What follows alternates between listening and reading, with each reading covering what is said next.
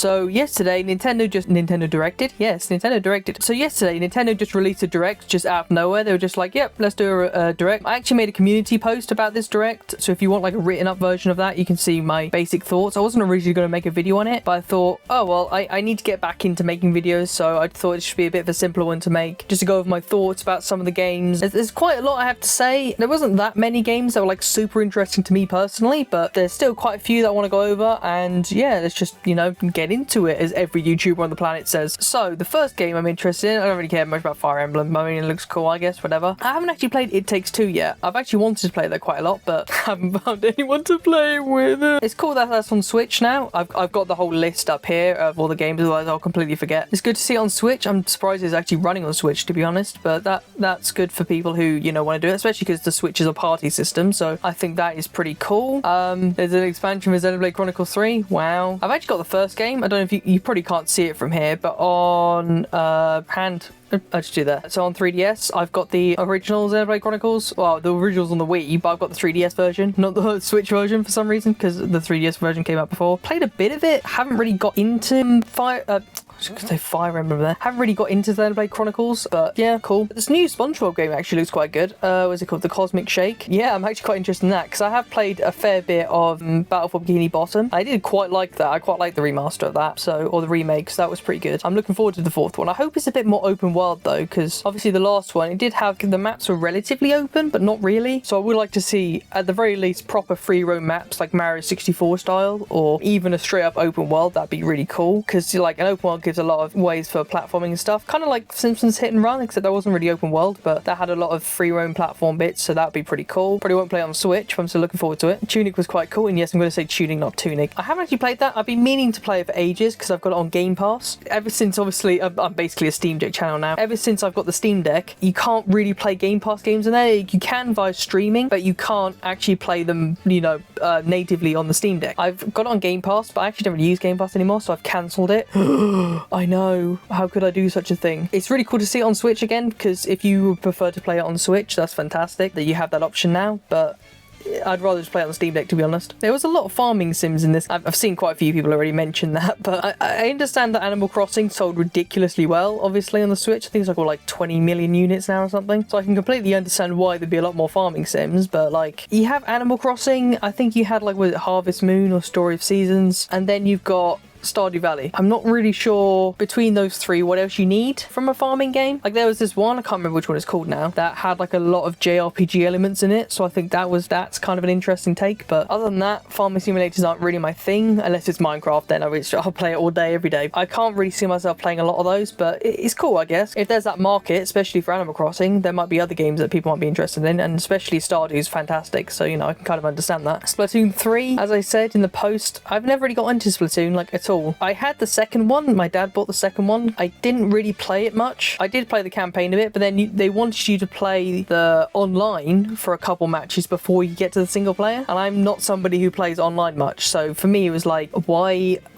I don't wanna, you know. Splatoon 3 might be better. When this Wii U online thing happens, because my friend Gavin showed it to me, a bunch of fans are bringing back the servers for Wii U, basically, like they're making their own servers for the game, and obviously Splatoon will be one of those, so maybe I'll buy the first Splatoon and check that out, because I've got the Wii U literally just over there. There's a few games like Mario Kart 8, Splatoon, quite a few others are actually really cheap on the Wii U. They're like 10 quid each, whatever your regional equivalent is, like $12, that kind of thing. But it's good to see some Splatoon stuff, I guess. Obviously Splatoon 3 only just released, so that's cool. Mario & Rabbids actually does look really cool. I didn't play the first one. I've heard really good things about it, but I'm just not that into turn-based games. Like I did like some of the Final Fantasy games that were turn-based. In terms of Mario & Rabbids, it's never really, like the turn-based part of it never really appealed to me. But the second one, it does have quite a few free roam elements, like actually just walk around the map, talk to people, and that is interesting me a lot more than the first game did. So yeah, I'm quite interested in that, and I want to see how that works. Oh yeah, then we had all the N64 games, and I was like, finally, we got Mario Party 1, 2, and 3. I haven't played a lot of the Mario Party games, and the main reason is because how stupidly expensive they are. Like, I've been meaning to play the Mario Party games for ages, because I actually went to this one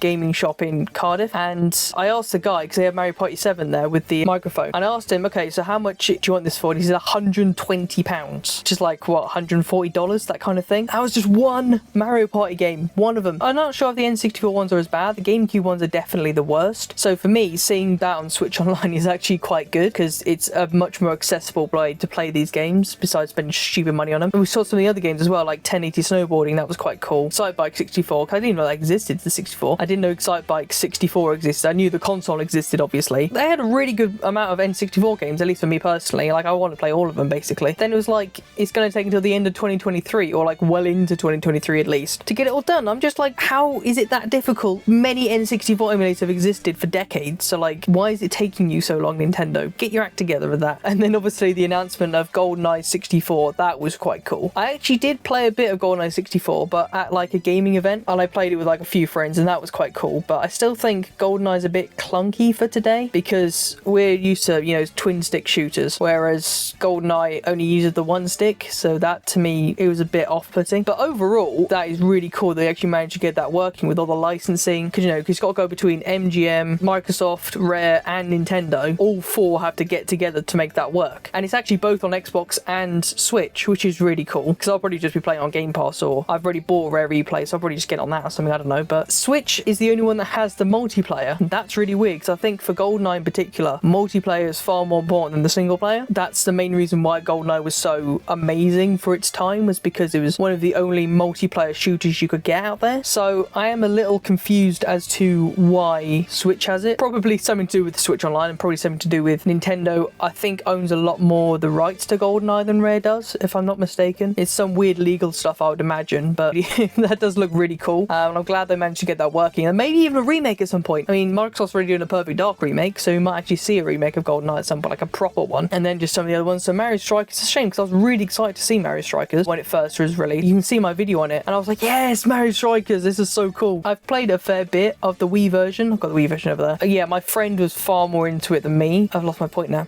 I wasn't really into Mario Strikers that much, but when I saw the Switch, I was like, oh, this is so cool, because I wanted to get a lot more into it. And then it kind of just released and, you know, wasn't finished. We were kind of like, oh, okay. That's great. And then there's a free update, but then it's like you get 2 characters, so sure, I'll get it when it's really cheap at some point. Mario Kart 8 Deluxe got a new course. Wow. I've actually been playing a lot of Mario Kart 8 recently, and I was even going to do a video on it, but I've kind of put it on the back burner for a bit. Yeah, I'm probably just going to buy the DLC packs when all the courses actually release. I've only got 1 cup out of all the games now that I haven't 100%, besides the mirrors, but 200cc and 100cc, 150cc I've 100% in, so I'm going to wait until all of them come out before I buy that. But other than that, I still love Mario Kart 8 Deluxe. Like, I used to not like it that much because 200cc is way too floaty, and I still kind of think that is the case. I don't know if you can hear the seagull, but I much prefer Double Dash, in where the cars feel a lot snappier and they feel a lot more like you're controlling it as opposed to just kind of floating off into the distance. Then Switch Sports had a golf update, and I was like, okay, it had some courses from the Wii, which is great, but as much as I love playing Wii Golf, and I love Wii Sports, Wii Sports is fantastic, but I'm also kind of just like, why don't I just play on the Wii then? Like, why do I need to play on the Switch? I've got the Wii set up there, and I've got a Wii Fit video in the works, so that will come out at some point. I guess it's cool for somebody's there, but it's like, whatever. Oh yeah, and then Miyamoto comes up, and I was like, oh, Miyamoto, I haven't seen him for a while. And then he starts talking about the Mario movie, so I was like, oh, we're actually gonna get some information on the Mario movie. Oh, that'd be quite cool. No, it's just Pikmin. So it's the Pikmin mobile game, which I never played. I did play Pokemon Go back in the day.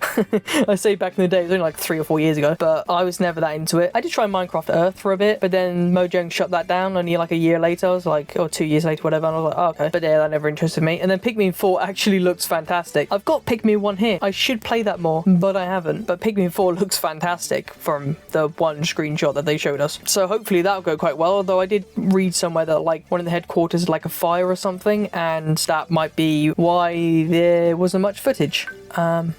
I'm been WhatsApping me. Then what was next that I cared about? Oh yeah, Crisis Core. I have played a decent, well, not a decent amount. I played about an hour of Crisis Core because I got the PSP version. Not that side, it's that side. And Crisis Core is quite cool. I did play a little bit of Final Fantasy 7 as well. Now that there's like a remaster of it, that's really cool. I'm actually quite looking forward to that. I'm hoping it comes out like a Steam Deck or other consoles, which it probably will. So I really want to see that. That looks pretty darn cool. They went through a few other games, which is like whatever. The Disney one looks kind of decent because Gameloft do make some decent games. I did play a lot of Asphalt 9. It's one of those those games where like it doesn't really feel like you're actually playing the game as much as kind of just tapping buttons. They are really good at actually graphics and making the game, so I'm kind of hoping that Disney Speedstorm will be good, because Dreamlight is looking pretty decent so far. Lego Brick Tales, they kind of glossed over that, but I'm actually really excited for that. It looks fantastic. In this time, instead of like, was it Lego Worlds? Because that was just like, didn't really make much sense to me. Brick Tales looks a lot more like actual Lego sets. Don't know much about it, but I'm quite looking forward to that. Kirby's Return to Dreamland. Again, I haven't played much of the Kirby games. Like, I remember playing Kirby 64 because we had it on the Virtual Wii, and that was so cool. I love Kirby 64. It's one of my favorite games, especially the fridge power-up. If you played it, you know what I mean. The fridge power-up is the best power-up. I'm actually quite looking forward to that. There's a lot of Kirby games on the Switch, actually. They're really doing Kirby justice this time. Well, apart from Star Allies, we won't talk about that.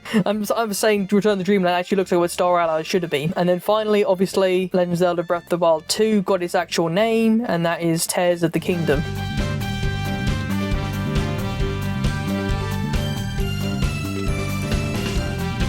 So I'm wondering if that means that like somehow how they literally fractured the planet, and that's, or if they fractured the planet and that's how you're on these platforms and stuff. So that is looking really cool. We barely saw any of it. Obviously you've probably already seen the direct. It's not like, you know, we really know anything about it yet. Hopefully, because of how long it's taking to develop, that's actually going to be better than Breath of the Wild, which is a very tall order. And if Nintendo can pull that off, they may have one of, if not the best game of all time. So that's looking fantastic. So overall, there's quite a lot of variety there. Again, there's a weird amount of farming simulators. There's a lot of JRPGs, but then that kind of makes sense. It's Nintendo's Japanese. The Switch is very popular in Japan, so that makes sense. There's quite a few I'm looking forward to, but it's not like the last Direct where to me it was like, you know, Switch Sports and Mario Strikers and like a load of nostalgia, and I was like, wait, these games are happening? It's more just like, oh, that's pretty cool, instead of, wow, look at this kind of thing. It's alright. It's like above average, I would say. It's not like fantastic. I think the most interesting is Goldeneye, just because of the legal logistics that had to happen with that. Go watch this one next, whatever this one is. I haven't planned any segue or anything, and I'll see you over there.